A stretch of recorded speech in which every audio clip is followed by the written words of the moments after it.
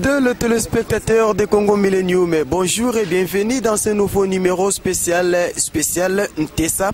Pourquoi spécial Ntesa? C'est l'artiste et musicien Mandachante Nkumu Mandachat qui rend hommage à l'artiste, à ce grand monument de la musique congolaise Ntesa. Et il a bon jugé de lui rendre hommage parce que l'Nkumu Mandachante fait partie de l'école d'Afriza. Tous nous connaissons ce que c'est l'école d'Afriza, comme nous disons toujours à Kinshasa.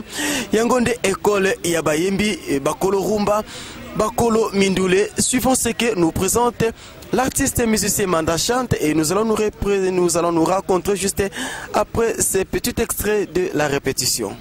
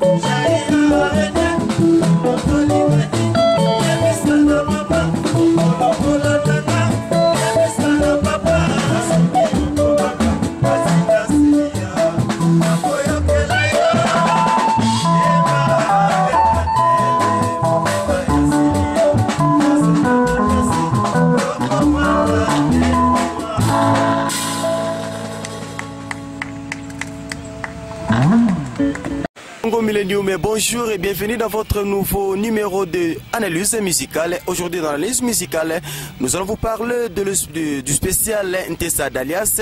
C'est juste un concert que prépare l'artiste et musicien Nkumu Mandachante pour rendre hommage à ce grand monument de la musique congolaise. Bonjour Nkumu Manda. Bonjour papa. Tokuti on a katsa Menkao, on se préparer concert aux pour rendre hommage à ces grands artistes et musiciens. Yebsabiso, ça se passe comment préparation wana? Yo mo moni ba responsable minene ya mikolo ba ya ko fa na biso. Na ba leki tozu 1 mois awa tozo presque 1 mois parce que to malé 14 ans. Donc Furo et Moulene ba lo baga tozo travailler dur parce que niveau intéressant tel mais à ma casse au sanate azalaki chanter la monnaie na pays. Yango to ya ko fanda awa na Menkao. Juste na awa déjà le moi banlieue à Kinshasa to ya ko fanda wa pona ko sa ba préparatif nango. Et je pense que tous les gens tout dans maboko ce que comme quand on va ko préparer comment Sénégal répondre comment tout ça mais en tout cas tous les gens sont maboko. Nkumu Manda chante na mono signé likambango obangi yango te ntesa za artiste munene ko interpréter banzembo na ye ko interpréter voix na ye e bangi si yote pona nini e bangi singa te bon ngana ko interpréter ye mais na limite ke na ko sala ndenge ya sala parce que ya za munene mingi aza munene mingi devant mais na voix nzamba pesinga instrument nzamba pesinga na ko sepelisa ba congolais ba sentir que ntesa za ki na mongonga danger e ba leki atiki bano atiki baza bena mingongo yo ko défendre mboka oyo yango moninga na ponaki ntesa pona lakisa bandeko ke tozo kende wapi tala bisika to uti na banzembo ya danger to uti na ba chanter ya minene yanga bagina la musana no mémoire ya ntesa d'alliance bandeko ba ensemble na salle batala comment musique na pesa riche parce que na ebité so na histoire ko mona comment ntesa wana sala musique ate ba mourir ate ba marier ate ipemboka so banzembo loka ba biki ate batu donc non ntesa spécial. Nkumu Manda chante obeti mwa lisolo moke ya artiste ntesa nini marka yo mingi na carrière musicale na ye oyo lelo etikala lokola elembo pa na yo mongongo na ye na ba mélodie na ye. Nkumu Manda chante na carrière na yo kolonga uta yo kashoke wenge 4x4 olié na El Paris ti ofandi na wenge référence mingi choix wana kokangama na école ya Afriza eza pona nini mais école Afriza c'est école mo yebe checte école Afriza c'est école ba meilleure je pense que pourquoi le na mboka ba journaliste boza pe na histoire rebelité boza na makambo ya biso ya 1900 il y a 2000 ans mais so zongi na histoire donc au monde que école Afriza c'est école mo yeba futerté mo dio ça na Afriza na nzoto akoki même ko même na Amérique à défendre le pays na ye yango biso bamanda to défendre le pays na tout et puis biso bamanda moni c'est que le nazo mananga te ça va na la disque na ngebima naza na facilité wana pon naza na école te ya fiesta mais so na école fiesta to ko sala makambo te et eza facilité eza passe au sanati tobeti mo mukina mukuse lisolo ya carrière ya Nkumu Manda chante et bandeli kino sika ozalelo s'il faut omeka conseil la biso résumé ya carrière na yo ba bon moment na ba mauvais moment oyo connaître na carrière musicale na yo biso ba nzamba pese biso grâce ya ofeleka nengo wana sango somba sango luka na mai na mokili toloba ba mauvais souvenir to ba mauvais moment toloba ngote biso ba moment bien gande toloba donc ba moment bien ni to ba moment mais on s'arrête raté ya okuta na 18 familles 20 familles boy comme ça ba mikolo ba responsable ba leki je pense que ça honneur pour nanga ils a vrai moment ils a meilleur moment pardon na moment boy kozana ba via Ladji kozana ba Jomas kozana ba via Paul Manciala kozana ba Jali kozana ba Wilma baza ba section ya saxophoniste au monde ona et puis le monde ba camarade na biso ya référent comme pesengaki il faut ba mercenaire baza la pour pesa biso figure ya faire ngo tomoni ba ndeko na biso bengi ba mercenaire mingi ba uti penza wapi bon Jomas abeta déjà nantesa maza mission munene aza international pour beta nyoso mais lelo azobeta na papa bombenga pona ko salisa ye vieux Paul ono moni kona Manciala pardon aza grand saxophoniste, grand trompette, hein? Saxophoniste et trompettiste, et puis voilà, tout le monde, il y a un balai qui n'a Jali, n'a pas Wilma, il y a une section de Benado, et le gars de junior au jazz, mais junior au jazz n'a pas ancien, n'a pas donc il y a facilité. Via là, il y a un guitariste, c'est moi au Saranaté. Au moins il a un drummer au Saranaté, tu as collaboration avec la famille à Luambo. Na manzenza za l'impression de pouvoir pesa biso bango yaki moins facilité parce que ba yebi comportement na biso za juste to za balé qui met to yeba ko respecter ba kolote lelo na moya lelo yango biso to ba yeki non biso to respecter ba kolo boya parce que biso za référence akoloba ye a toza déjà na 15e jour. Kumu tomoni ndongo sala biloko ya Ntesa ezokende vraiment juste mais okoko sala bana Kinshasa kadote o sala pe Nkumu Manda chante aussi lokola papa Luambo Makiadi. Non na sala ne wana wana lokuta yo sala malelo. Na sala ne wana te lokola na wayema Ntesa na wayema kaka Ntesa. Loba pona sala plaisir na bayo bayemba gina ye lokola vie Joski Kambukuta sala bomoy.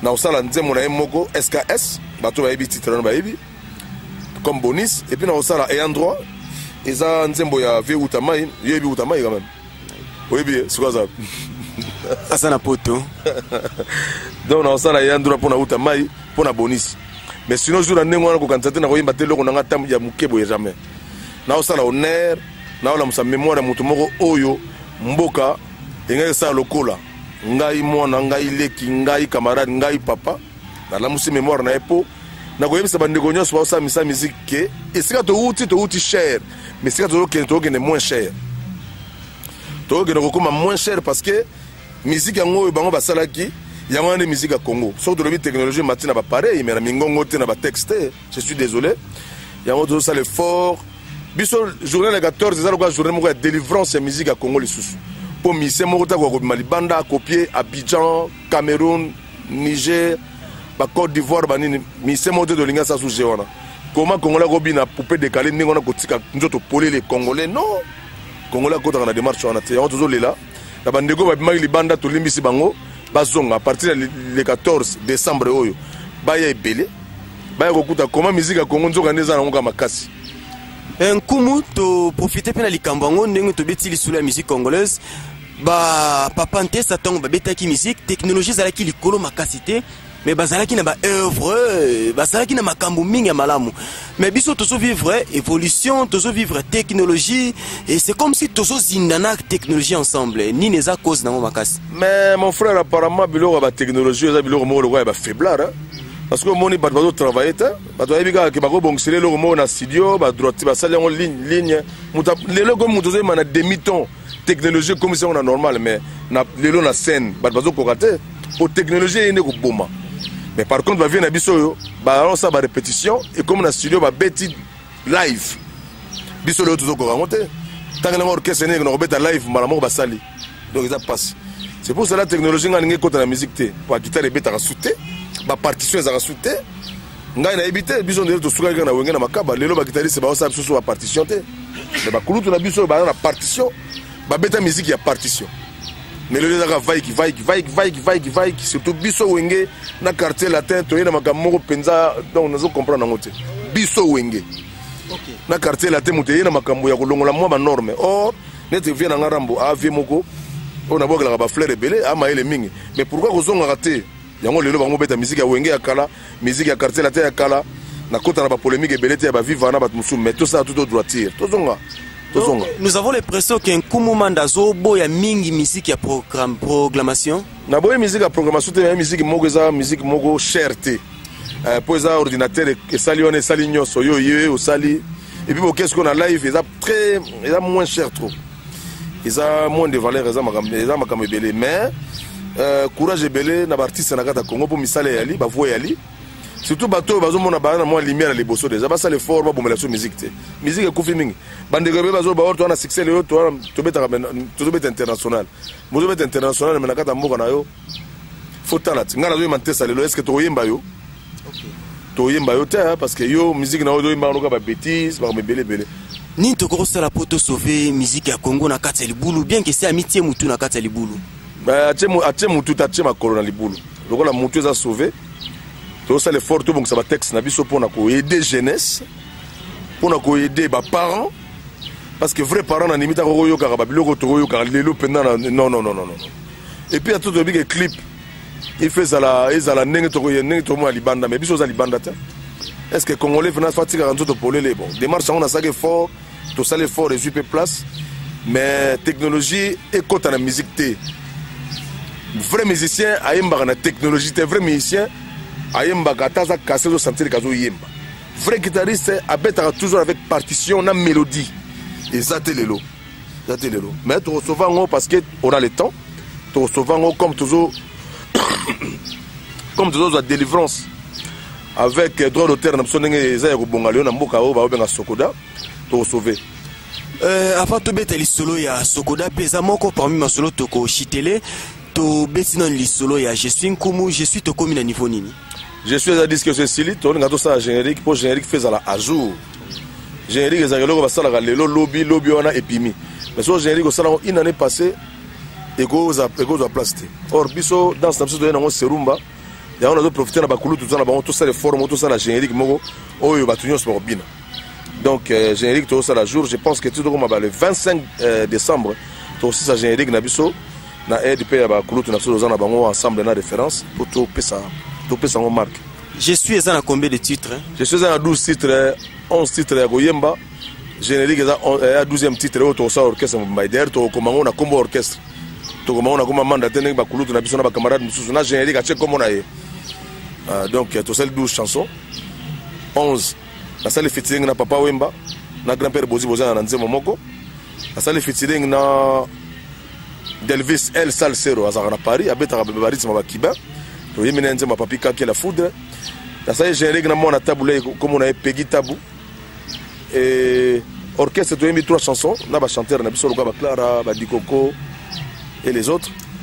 Et puis la salle sous générique na maman m'a outil l'autre chakuna tu as mis Nzema qui tétait la maman ngazo lelanga nazo sepela. Et puis non disque ya makasi Ramazan abeta ki ba guitare solo. Nani asimaki sur la guitare kuna guitariste moi outi ndaka nzambe moko guitariste nga boy totanga comment ndaka nzambe ngo c'est faux déjà nga nazo mona ngo mabe za démarche mabe non mais parce que bazo kanisa bino bozana mokili bango na lola et ali inspiration moko satanique nzamba pesio batanga komona na mokili pona lokuma nzambe yozo bango non donc bandaka nzambe pe le yozo télématique ko bandaka nzambe bazo kosa peuple congolais mingi on est prudent aujourd'hui ndaka nzambe comme on met sur na discours belé ya mabe. On m'a dit que propre, biso to dénoncer malé bato comme ça nzambe salité. Mais c'est un bon guitariste na autant comme on est léoté. So disque bimi na autant comme on est pour nzamba ningi to bomba evre na eti. Oui. Na basse to bête garçon moko Jérémy, abeta la guitare bien. Et puis quoi encore? Na ba featuring. Je pense que bandego ba yogité ba mona ma bête disque so ke bimi to yeba ko répertorier bango. Et ensemble na bandego ba biso de l'autre autant ba comme na bango sogi elo ke pesi résultat. Et là, comme s'il faut qu'on applaudir, c'est juste parce qu'un Kumumanda au Salakatu, on veut revivre encore notre culture. Nous l'avons revu na Nzembo Moko Betela Kabisu ya Tete la Koyoka Lisusu, au Beti Lisusu Folk Moko Bi Maman Mokazo Lela, Yozo Lela, Izo Laksanini. Maman Nazo Lela la province Nabiso qu'on a pas encore Tete là, Maman Nazo Lela la province Nabiso qui faut pas à Bomoko, qui leadership Bazo les 8 ans mingi, mais apparemment leader a raté. Baza ensemble était Maman Nazo Lela. Ngana zolo babo tous en bisengo tous en batu tous en bomoko tous limbisana voilà pour nous aider la province culture la province la culture bien la xara batu po lelo moni na bamboka ndeto za na Kishasa ba parents na biso ba kosola na ba langue na biso province lelo Kishasa na bana tozobota tokomi ko sonya kosola langue na biso ngai démarche pe na za na makasi ke bana tozobota lelo faut la xara bango ba langue na biso po ba yeba quand même ke oyo motetela oyo moluba oyo moyanzi oyo Musonge oyo mundibu oyo muyombe mais oyo bana soute parce que bana bakomi kaka na francophonie français anglais mais langue na yo ya province na yo yango toujours sala ma combat na kata nzema na bina lobaki mo bilo mo ndengona mais sinon dans l'ensemble je suis oyo en tout cas na obeta bango na 8 ans ebelé na sali discipline ebelé na obeta bango ba kosi biso trop donc ezo bangisa hote ko rassurer bana kini vraiment ke ba ko betama mais oui que Kishasa il y a 6 ans passé Kishasa il y a le kuta mais Kishasa il y a le kuta sous terre même enfant de riz bazo comprendre que oh musique a le kuta oh musique yo biso tembe na ko kosa biso na ko bebisa biso bazo comprendre ngo lelo donc ils a passé le lopo les locaux ça vous ba dire que mebele zo meka so simba soute parce que koselina e fandeli ba mise ba ko fanda malamu te entre bango na bango entre mboka na bango ba fana bala muté donc population otala bibo miseni to pona sikoyo bango ba bien. Est-ce qu'un Kumu na je suis tokoko de la bandiembo loko la Céline a payé réponse à Céline te ba Céline na ba réponse à Céline na se makasi na kema na keli kolo yo moni ba bantesa nazo embate po azali kolo makasi na keli kolo ya aventure te ba zo ba likolo ngana kena niveau au-delà ya likolo na kena niveau moko impossible niveau ngana kei soko lingo ya en tout cas faut à le monde à niveau ya musique ba Shock Star, ba Langa Star, ba OK Jazz, ba Freeze International, ba Kamikaze, ba Bantu National. Omoni ba orchestre ngana ke. Côté ngana ke so ko nanga ça va. Soko muke ko kutana vivre la musique ko kutana nga. Mais soko yana ba aventure na yo ya ba susu wana kutana nga. Mais comment on a plus l'impression aux amis attachés na ba mikolo mais ba nikono ya génération no moi mingi musika penza pourquoi? Je suis désolé yo pour ça musalo Holanda ba témoignage ba manda chebo bani. Biso za mikolo bo bango ne basaki nzela. Bango basali nzela biso zo landa siko nzela ngo yango. Soko landa ngo na mavwanga sambo. Mais biso landa ngo correctement yango toza bien. Nazem sawa bien que mikolo batiki banda kwa pona kotika base na bango na ndako na bana. Omoni mikolo on a été pour filmage yango ya sala ngo mystique. Mikolo ba liawa. Pourquoi? So d'abord nazaki lokola ba camarade musu banga ba pesa bango respecter nde banga ba yana bango. Batale ba bino ça c'est notre petit. Na fier la musique mboka. To ya ko chapo na dikambo zo la musayante sa d'alliance pour pesa. So que pesi je pense na bango. Ba on a sengo na ba famille na bango ba délivrer affaire moko. Yango moninga na kama na mikolo po basaki nzela basaki nzela tozo obligé ko landa nzela wana ya bango ya mabe tozo bwaka ya malamu nyonso tozo copier Nkumu le 14 Kalate ni nezola kanabana Kinshasa pe bana poto bana Kinshasa surtout ba vacanciers bazo buta poto na bazo na otala message na biso ko futa tiko ye ko tala ntesa oyo se pesa nzoto na yo déjà Londres batini déjà Brice Mpangi na délégation na bango badozo campo bango ba aliawa na Kenya kuna ba vejo mandiki waza mesene munene na kata musique azo na 6 personnes ba moi miraja bana ba Kenya bazo na ba batupe ve général des fois ba otala tonga ngone o sala ko sala le retour yaza na Kenya et na Bruxelles kuna tozana ba Bernadette Muswamba muluba camarade ya Sylvie Bila bazo ya Kinshasa tozana na Bruxelles kuna tozana ba Florent Pambani ba Richard Lwemba na Paris tozana ba Olivier Sono ba Serge Luki ba camarades basés belé bazoya pour soutenir l'événement éthique-là comme ça et contrôler au union sodo salaga ya obimaka libanda ya Congo. Congo za na musique nango oyo na monde. Michael Jackson number 1 na obanga. Lelo Michael Jackson azata kelo kwa na musique pa Congo non. Ba Nigeria ba beta na Congo na ba Ivoirien. À l'époque bango ba copier biso lelo to ko copier bango parce que pauvreté côté makasi mélodie zate banti valeur ba tondi. Ya onanga nazolo bate pona diminuer ba collègue ba collègue na biso nazolo ba pona pesa bango piste mo ya romona pa into uta na pa to kende na leki na bango na camarade na bango naza massa na bango mais ne pa to uta na pa to kende lelo talaka mboka mbalelo ba lobela soma ka ba chanteur ti mboka lelo donc dans la toza voix ligorodo soko zo tika roka kaleson libanda yo musicien est-ce que mboka nengona est-ce que musicien au comme éducateur ou bien comme ko bebisa éducation. Alors, les lots quand même, il faut couper sa chance à chanter. Chanter à Congo Bayali. Il faut quand même payer ça à chanter à Congo. Chanter à Congo Banani. Mais jamais les lots ne chanter à Congo Banani à sauter. C'est fait qu'on somme ndakunayo. Au somme mutuka cher. Au somme biso banini au commune yonde Michel Mbokao. Non. Michel Mbokao. Attends, vous allez présent ça succès. Tala bisiko outi. Musique aux bêta, ils ont tenir. Na bisiko outil ou bien tout ça là pour na lelo technologie ba musique ba coacher na ordinateur comme yemba et puis voilà. Freddy Motolo le préféré depuis Londres, Nkumu manda chantier yo na Kingingi depuis Paris et voici Nkumu chante ndenge Bosengaki. L'Nkumu to komi vraiment na sous émission pour te chiter mot de la fin par rapport à émission lelo. Bon lelo ba okabone ya liga ba to boaki on a déjà ba sunga yo parce que boaki ba massa nga to kona na bangisika moko. Basunga déjà na beforo do sala ga luka ba interview ya kotambola olongwe Kinshasa ti on a banli ya Kinshasa au sali 100 km pour na luka interview je pense bandeko wana ba camarade na to koli ba famille na biso basunga na ba démarche na yo pour na ba artiste belé mais ko taper na kata mozino ko ba information vraie pour ça ba interview na bien mais sinon dans l'ensemble na pèse courage na sengo pe merci na ngo penser pour na biso malgré le bay comme cameraman tena yo moko na zo comprendre té je pense que Mbarasima to ça souplice a do mal 14 na tongo pour la bête à 19h, Roméo Golf manda chanter sa d'alliance avec la référence et ses mercenaires. Merci beaucoup, c'était l'Nkumu manda chanter et c'est ça l'ambiance au Congo, c'est ça l'ambiance à Kinshasa et Hermoko. moi Pandi na moi Tonga na Mupandi Hermoko moi Mbele l'équipe mena Kingo mais heureusement que le Kingo parce que c'est ça l'ambiance, c'est ça vivre à Kinshasa. Ça c'est l'Nkumu Manda chanter. Nous sommes vraiment ravis de vous savoir en nombre de vos postes télévisés et surtout vous qui êtes branchés en direct de www.congomillenium.com. Comme d'habitude, Mbotelo Sakwa, tous ceux qui nous sont chers. Mbotelo Sakwa, celui qu'on appelle Toussaint Bouensé depuis Paris. Mbotelo Sakwa, toi Nikengingi. Mbotelo Sakwa, celui qu'on appelle Papa Désiré. Motema ya Mama Beya, la ministre. Mbotelo Sakwa au super boss, les vieux Ricky Dubendi. Et sans oublier mon ami personnel, Diani Ngingi depuis Panama. En tout cas, restez toujours branchés na Congo Millennium. Tokutani Mbalezali Koya et Tobombeli Bino de belles images. Il y a le 14 décembre. Wapepai l'Nkumu Manda chante à Kopalola et ça sera nos communautés. Na micro, c'était le vôtre. Belo Kachala, le défenseur de l'équipe. Nassimi à caméra, comme d'habitude, c'est toujours l'ingénieur de leurs ingénieurs, l'ingénieur Olivier Divididi. Ajemoke, mais moi, Misala Penza Makasi. Restez branchés et vous ne serez jamais déçus. Bye bye.